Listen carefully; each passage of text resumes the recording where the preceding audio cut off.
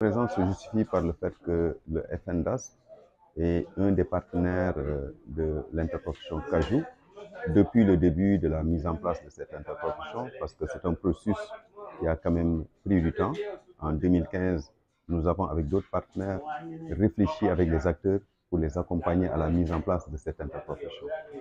Et c'est en 2021 que cette interprofession a vu le jour avec la tenue de l'Assemblée générale constitutive qui s'est tenue à Ziguinchor le 28 août 2021 sous la présidence du ministre en charge de l'agriculture. Alors, cette interprofession répond à un certain nombre d'engagements, mais aussi de textes réglementaires, notamment la loi d'orientation agro-silvopastorale, à son article 25, qui stipule que les collèges, les acteurs qui sont au niveau des collèges des producteurs, des transformateurs et des commerçants ont la possibilité de se regrouper en interprofession. Donc ça, c'est l'article 25 de la loi d'orientation. Ensuite, l'État avait pris un texte, quand même le décret 2008-1260, qui a été pris pour définir un peu les règles d'organisation et de fonctionnement de ces interprofessions. Cela permet en fait aux acteurs de se regrouper pour pouvoir promouvoir le développement de la filière du cajou. Donc ici on parle du cajou, mais aussi permettre aux acteurs de se parler. Donc les collèges des producteurs, des transformateurs et des commerçants qui n'ont pas toujours les mêmes intérêts se parlent pour pouvoir faire de telle sorte que les membres de ces différents collèges puissent trouver un intérêt à pouvoir continuer leurs activités au niveau de la filière. Donc ça permet de promouvoir la filière, ça permet de développer la filière, ça permet de rendre des services aux membres. Par exemple, si on prend la production, il y a énormément de défis et d'enjeux à vraiment régler, notamment les aspects sur la production, la productivité, les rendements.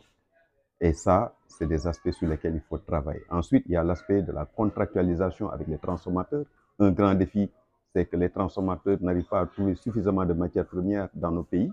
Il faudra faire de telle sorte que cette matière première puisse rester dans les pays et permettre à ce qu'on puisse transformer le cajou.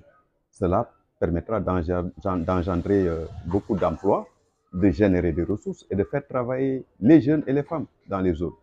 L'autre aspect, c'est que c'est une filière qui est dans des zones stratégiques. Parce que le cajou se retrouve essentiellement dans la zone sud, notamment les régions de Sédhiou, pour une grande partie de la production, les régions de Kolda et de Ziguinchor. Mais également au niveau de la zone du bassin arachidier, au niveau du département de Foundiougne, et aussi dans la zone de Niayes, où il y a un grand volet sur la transformation avec des femmes au niveau de la région de Thiès, mais aussi la région de Dakar, où on a quand même des poches au niveau de la production. Donc tous ces acteurs sont regroupés au niveau de l'interprofession pour pouvoir discuter, échanger et que le bénéfice soit partagé entre les acteurs. Donc c'est un peu ça l'objet de cette interprofession qui est vraiment à sa troisième année. Maintenant, l'objet de cet atelier d'aujourd'hui, c'est d'arriver à vraiment reviser un peu le statut et le règlement intérieur qui permettent à l'interprofession de vivre. Donc, et une fois que cela est fait, avec une feuille de route, il faudra qu'on les accompagne, tous les acteurs, hein, les partenaires techniques et financiers, parce qu'il y en a beaucoup à côté de l'État, qui vont accompagner ces acteurs à renouveler leurs instances et à faire de telle sorte que l'interprofession puisse quand même être redynamisée pour pouvoir prendre de l'envol. Donc cela permettra aussi à terme de réfléchir sur les mécanismes de financement endogènes au niveau de l'interprofession, parce qu'il faudra faire de telle sorte que les acteurs puissent avoir des ressources à l'intérieur, à l'interne, pour pouvoir fonctionner, à côté des ressources des partenaires techniques et financiers et de l'État, les accompagner à aller dans ce sens. Ce qu'il faut dire aussi, c'est qu'avec le nouveau régime en place, l'État s'engage à travers le ministère de l'Industrie et du Commerce et au niveau du ministère de l'Agriculture à les accompagner sur un certain nombre d'axes, notamment au niveau de la production, en mettant à leur disposition la recherche, la diffusion à grande échelle avec les structures de conseil, mais également les partenaires techniques et financiers et enfin l'agropole. L'agropole est là pour pouvoir accompagner la filière cajou parce que c'était une filière prioritaire au niveau de la zone sud, mais maintenant, au niveau de la zone centre, ça devient également une des filières privilégiées sur lesquelles les acteurs vont pouvoir travailler et avec l'accompagnement de l'État. Tout à fait. Sur la communication, il y a un grand travail à faire parce qu'en réalité, après 3 ans de fonctionnement, les acteurs se sont rendus compte qu'il faudra encore davantage travailler sur la base représentative. Et cela demande beaucoup d'informations. D'abord avec les acteurs qui sont sur le terrain pour qu'ils sachent l'intérêt à pouvoir adhérer au niveau de cette filière. Et cela, il y a un travail sur la communication à faire. La communication à l'interne aussi, pour la fonctionnalité des organes, pour permettre aux acteurs de savoir exactement comment ils doivent pouvoir travailler ensemble. Ça également, c'est très important pour permettre à l'interprofession de pouvoir fonctionner. Donc, sur le cumul des fonctions, là également, comme c'est une jeune interprofession, quand même, ils ont mis en place les organes. Et ils se sont rendus compte que le cumul ne permettait pas aux leaders de pouvoir jouer pleinement leur rôle au niveau des organes qu'ils dirigeaient. Donc, cela est en train d'être discuté pour que cela puisse être allégé afin de permettre aux acteurs de pouvoir vraiment travailler au niveau des rôles et responsabilités. L'autre aspect qui est important, parce que quand l'interprofession est en train de grandir, il y a des leaders qui commencent à venir au niveau de l'interprofession.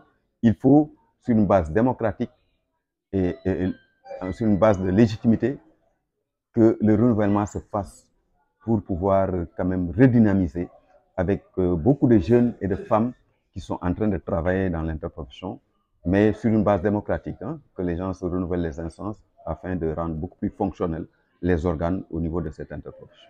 Oh. Déjà au niveau de l'interprofession, que les gens sachent que d'abord, c'est une question d'intérêt national entre les acteurs. C'est pourquoi ils sont regroupés au niveau de cette organisation pour pouvoir discuter entre eux, afin qu'ils sachent qu'effectivement, il y a tout intérêt à travailler entre eux pour une question de durabilité. C'est bien d'avoir de commercial, d'exporter les produits, mais en termes de durabilité, il est plus important que les acteurs se parlent pour construire des relations contractuelles durables entre eux. Ça, c'est déjà fondamental. La deuxième chose, l'État définit une politique en matière de transformation des produits. Donc, et dans cette politique, l'État s'est inscrit dans une dynamique beaucoup plus internationale. Au niveau régional, il y a ce qu'on appelle le Conseil international consultatif du cajou, qui regroupe l'ensemble des pays producteurs et transformateurs d'anacarde, qui sont en train de définir une politique pour faire de telle sorte que 30% de la production au niveau des pays puisse rester dans ces pays pour être transformée. Ça, c'est déjà fondamental. Au niveau national, il y a ce qu'on appelle le Conseil national consultatif du cajou, qui a été mis en place avec un décret qui a été pris et qui doit permettre aux acteurs de la filière d'avoir quand même cet organe de veille qui permettra de faire de telle sorte que l'essentiel de notre production puisse rester au niveau national pour permettre à nos unités de pouvoir faire la transformation. Il est de notre intérêt de travailler là-dessus pour permettre à ce que la transformation se fasse au Sénégal, qu'on crée de la valeur ajoutée, qu'on crée des emplois pour les jeunes, parce que quand même c'est une filière très porteuse sur laquelle nous, on a tout intérêt à travailler au niveau national. Donc il y a toute une politique qui doit l'encadrer et l'État est en train de vraiment de travailler là-dessus, bien sûr à côté des partenaires techniques et financiers, mais en mettant au cœur l'interprofession, parce que ce sont ces acteurs qui sont regroupés au niveau des producteurs, des transformateurs et des commerçants qui doivent pouvoir travailler pour un intérêt national et faire de telle sorte que quand même la population locale puisse en bénéficier au maximum.